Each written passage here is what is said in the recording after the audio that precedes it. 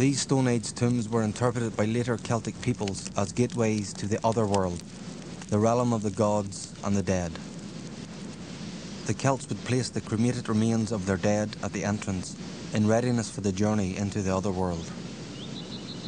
Portal tombs were also woven into myth as beds of passion for the eloping lovers Dermot and Grania. Over time, their association with this lusty myth has spawned a modern superstition. Folklore has it that throwing a pebble onto the capstone will forecast romance. The story is, if one of 3 tries, you manage to get a stone to stay up on top. In one version, you're going to be married within the year. In the second version, you get a wish to come true. Now, because it's involved with marriage, I think this may be a memory of some sort of a fertility thing, and Dermot and Grania used to sleep there. And so I think they may be connected somehow in the folk subconscious. Dermot and Grania, still pursued by Finn and the Fianna, cross the Irish Sea and head for the Scottish Highlands. Scotland is a land of rolling glens and deep lochs, rich in Celtic history, mythology, language and legend.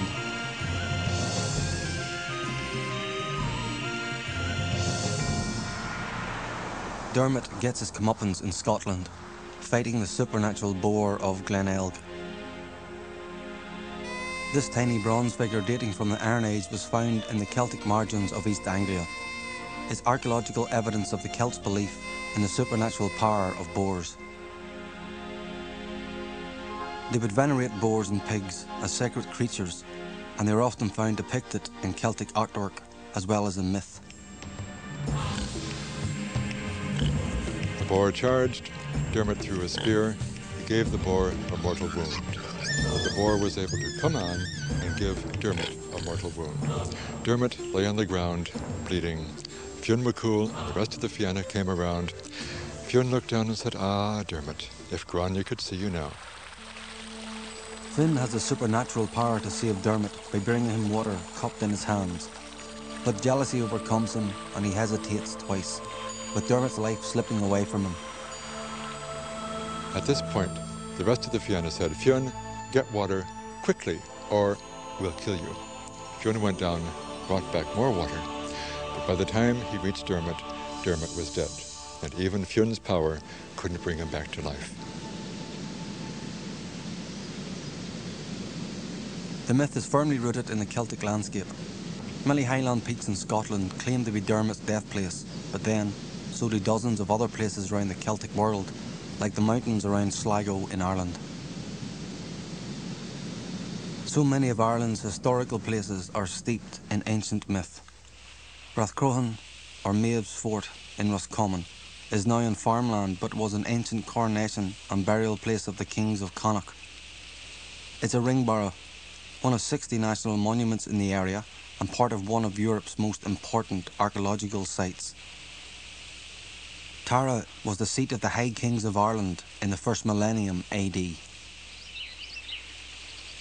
Navan Fort, or Owen Macha, ancient capital of the Kings of Ulster, is another important royal site. Though Stone Age, it was adopted as a place of worship in the Iron Age and is named after a Celtic myth, the Twins of Macha. The site itself is not a true fort in the sense of defence. The earthworks around the site would appear to suggest that it was more of a religious site. During excavations of the large mound on top of the fort, the archaeologists revealed traces of a giant structure, which it has been suggested it was a giant Celtic temple. It was built on top of the site around about 95 BC. When you go up there and you stand on top of the mound, you get a very good idea of why the site was chosen. There is a fantastic view of the whole surrounding countryside. It's a legendary landscape. In Celtic times, this landscape was of great importance. Here there was a royal enclosure similar to other royal sites. It must have been a spiritual, political and cultural centre. Rich artefacts were found here, weapons, jewellery, but also the remains of animal and human bone, which can only point to it being a place of sacrifice. Some believe that the Celtic Druid priesthood demanded blood sacrifice as offerings to the gods. At Awan Macha, archaeologists have found animal bones deposited ritualistically, the bones of particular animals that were thought by the Celts to have supernatural powers: bulls, horses, dogs. Animal sacrifice was probably quite a common practice in the later Iron Age. There are particular bones, like for example horse skulls, which are just put in the bottom of a pit. This doesn't look like simple rubbish disposal. It looks as though it's the result of ritual activity, ritual feasting, which probably involved the sacrifice of animals. Animal remains found ritually buried were often cattle, sheep, deer, the main food animals, killed to feed the gods. People believed that animals had knowledge that human beings don't have because of the way animals are constructed. They can maybe run faster, they can fly, they can burrow under the ground. They see life differently. So people believed that they could learn from animals. One of the ways of learning from animals was to become an animal or to take on the essence of an animal spirit. Shamans in particular did this, wearing a skin or the horns of an animal, and that allowed the practitioner to take on the essence of the animal that he or she was wearing. The idea of these rituals was to allow the shaman to magically become the animal, to transfer from the human world to the animal world, where the supernatural might be understood. In one ritual, a bull was killed, and either the flesh was chewed or the hide placed in the ground. A druid would sleep in this hide, and in this sleep he would have secret and important visions, visions used to prophesy and to predict the new king. Archaeological digs at the ancient religious site of Awan Macha in Ireland's Ulster have turned up horse bones and are evidence that animal sacrifice took place here. Horses were used as sacrifices, probably because of their high value. They are also often depicted in Celtic art, which indicates their importance. This bronze horse's head, found in North Yorkshire, dates from the Iron Age and was probably an ornamental chariot decoration. Horses would have been particularly important for transport, for battle, but also for prestige, because horses are expensive to maintain. Therefore, the ownership of a horse would immediately give you status and prestige, and that, I think, feeds through into myths associated with horses. One such myth is set at Awan Macha and gives the site its name. Macha was a Celtic goddess who appeared in several guises: a war goddess, a sensual mother goddess, and a horse goddess. Her association with horses supports the archaeological evidence of this as a place of animal worship and sacrifice. Macha's story is one that the locals, including storyteller Francis Quinn, know well. Cronach, son of Agnovan of the Uli, was a wealthy man with many lands. He lived in the mountains and in the wilderness. One day, a woman appeared to Cronach, and to him she seemed beautiful. She set about the tasks of the house as if she'd always been there. That night, she came to Cronach's bed, and she stayed for a long time afterwards. And in time, she grew big with child. High kings ruled from Awan Macha during the Iron Age. People would have gathered here from the neighbouring large rural community for religious and civic festivals. Feasting, storytelling, sacrifice and combat would have been part of the celebrations. Horse races may also have taken place, and in the myth set here, it's a horse race that is the climax. Though she's heavily pregnant with twins, Macha is ordered to race the king's horses.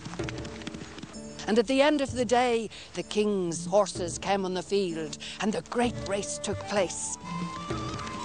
And the king's horses were victorious. "No one can run as fast as the king's horses," cried the crowd. "My wife can run as fast as the king's horses," said Cronach.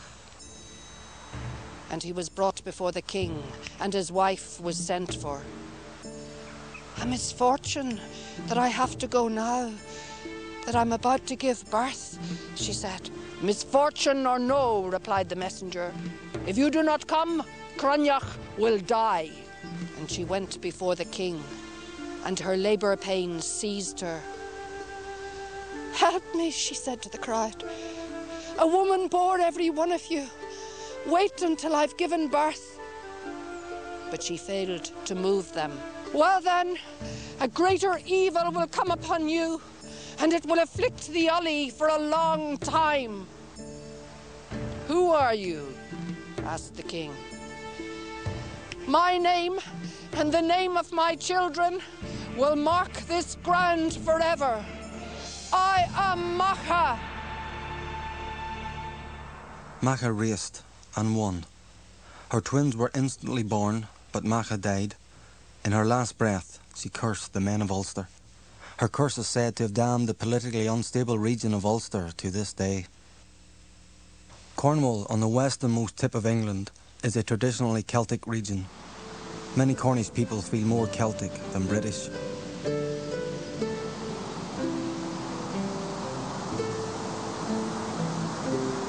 Proud, beautiful and remote, Cornwall is a sacred, inspirational place drenched in myth and legend. Stories of supernatural creatures, magical kings, daring romances. The Cornish are proud of their pagan Celtic roots, and the ancient beliefs live on. Right, let the sun dance begin.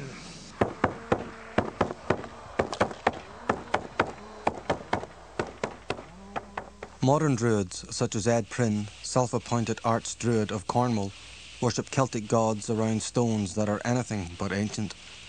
Formerly a stonemason, Ed crafted these monoliths as copies of Cornish sacred stones. It's a celebration of being a Cornishman and a Celt. These stones I've got here are replicas of the most famous and visited stones in Cornwall. Let me say first, I believe in Allah, I believe in Merlin, and I believe in Jesus. Merlin, he was a local guy. The other two live a lot farther away from us. Such veneration of Celtic figureheads and traditions is found all over Cornwall. Ceremonies reflecting this are expressions of a firm commitment to a romantic image. The ancient Celtic religious priesthood comprised of various factions, including the bards. Bards were storytellers, responsible for handing down history. These contemporary Cornish bards still celebrate their traditions at this annual gathering. Here elders from across the region come to promote their culture, speak their ancient language and encourage Cornish Celtic art and storytelling.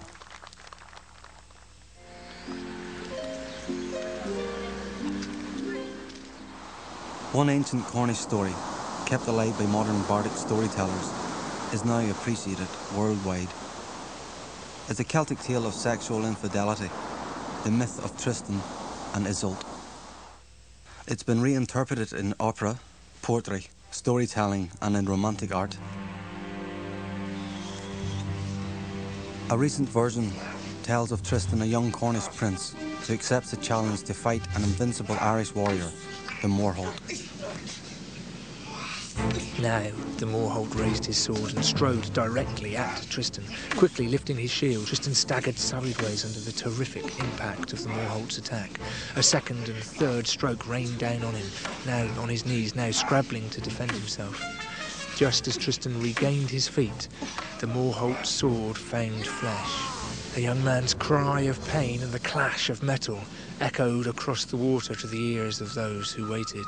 The hushed crowd watched with dread, but it was Tristan, who stood proudly, clutching his injured arm and calling, "I have delivered Cornwall's tribute to Ireland."